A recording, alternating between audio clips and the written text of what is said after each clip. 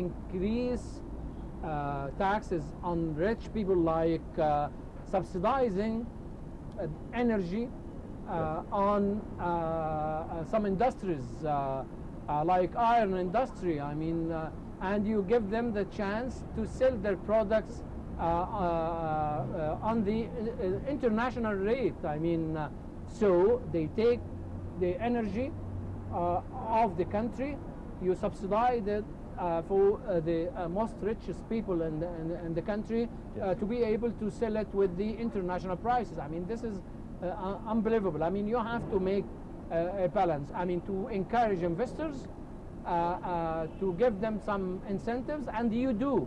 Like the land, you sell the land in a very reasonable price. Today in the newspapers I have read that the government is going to sell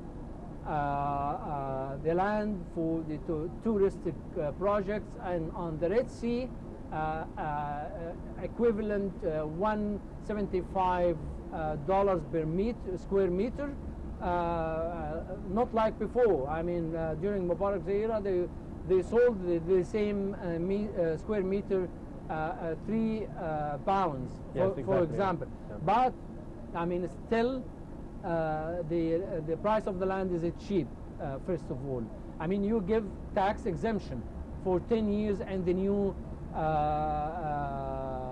urban zones, yes, like 6th October, like 10th of Ramadan, and the other, to encourage the investors. I mean, you cannot receive something like that in even the industrial countries. And in Egypt, it's so easy for the investors, I mean, to maneuver and not to pay taxes, you know, but which is impossible in the industrialized countries. So we need a correct economic policy connected to social justice. And you mentioned something that's very important. I think it's like pivotal for any economy, which is production, which eventually impacts every aspect of the economies and all of the metrics that we're looking at, like you mentioned, GDP and so on and so forth. The level of supporting production facilities in Egypt is also having a lot of issues and challenges. When it comes to electricity, they have challenges. When it comes to water, they have challenges. Looking at several industrial zones that until now the government has gave permissions for those establishments, but until now they don't have roads, they don't have stable electricity. So how would you call this, and what should be done by the government immediately in order, because this in fact supports laborers at the end of the day? Yeah, I mean, the simple answer is to improve the infrastructure. But at the same time, let me clarify something important. Has to do with the rich people in Egypt. How did they accumulate their capital? How did they make billions of US dollars? How did they transfer billions of US dollars to the international market, like Switzerland, like the United States, everywhere? I mean, they have accumulated their capital and their money from the new land. And during Mubarak's era, I mean, they found out that if you would like to make wealth, if you would like to be a billionaire, I mean, you have to put your hand on huge space of land. And that's why, I mean, if you bring all the names of billionaires in Egypt, they have done their money, they made their money from real estate, not from industrial sector. Some of them, they have small factories, but they are not interested anymore in these factories, you know. Yes. And as you know that Egypt is increasing almost 2 million people every year, and you have more than 500,000 they enter the labor market every year, and you have unemployed people around 4 million, and the rate of unemployment is extremely high in Egypt. So you have a dilemma. I mean, you have to encourage the production sector, not to encourage elite of businessmen to make money out of investing in real estate, and even the real estate are not active in the economy. Yeah, for example, we have in Egypt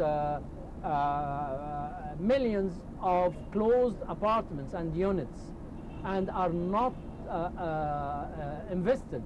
So if I mean, few millions of houses and apartments enter the market, I mean, they will add value to the market, but unfortunately it didn't happen. Look at the northern coast of Egypt. I mean, few of them I mean, you cannot see that some of the compound, they run it 12 months a year, like south of Spain, or like south in Portugal, on Greece, or any European countries. I mean, you have a big problem. I mean, you let some people to accumulate the fortune of the country, and you are depriving the majority, I mean, from social mobility. A big problem, and that's why you have a social anger. Till now, people are angry, I mean, because they want to have solutions to their daily problems. So there has been around 5 or 6 prime ministers ever since the 25th of January revolution, and the prime ministers usually, they go and listen to workers' unions, they visit factories, just as the recent prime minister Ibrahim Mahlib did. So they're kind of listening to these laborers and to their demands. But there is also an important aspect, because the current laborers, they have demands, but looking at the young, the kids, and how to develop kids with skill sets that helps them to become the right laborers. Because you definitely have laborers who are productive, but you also have a lot of labor who doesn't have the skills. Out of my experience, let me tell you, when I visited Singapore last year, for example, I mean, I have found a very advanced economy over there in Singapore. And you have to study the Lee Kuan Yew, I mean, the Singapore leader, what did he do to develop his country. I mean, you will find that the polytechnic schools is everywhere. In Egypt, I mean, you have no interest to develop the polytechnic schools. I mean, all the general culture of the Egyptians is to send their kids to universities, and they graduate from the universities and they don't serve the labor market, and there is no connection between the university graduates and the market. And that's why, I mean, they have to plan the education system to be connected to the market. Yes. For example, I mean, in Egypt, you don't test any technician. I mean, anybody can go and work as a plumber, anybody can go and work as a painter, anybody can go without any experience to work any of these jobs. I mean, but in Canada, for example, they have to be enrolled in polytechnic schools and certified, and yes. they have to be certified. Yes, thank you very much, Gamal Zaid, writer and columnist with the managing editor of Al-Ahram newspaper. It has been a great pleasure to have you with us today. Pleasure to be here. Thank you very much. Thank you. Now let's move on now for this short break and returning back tomorrow.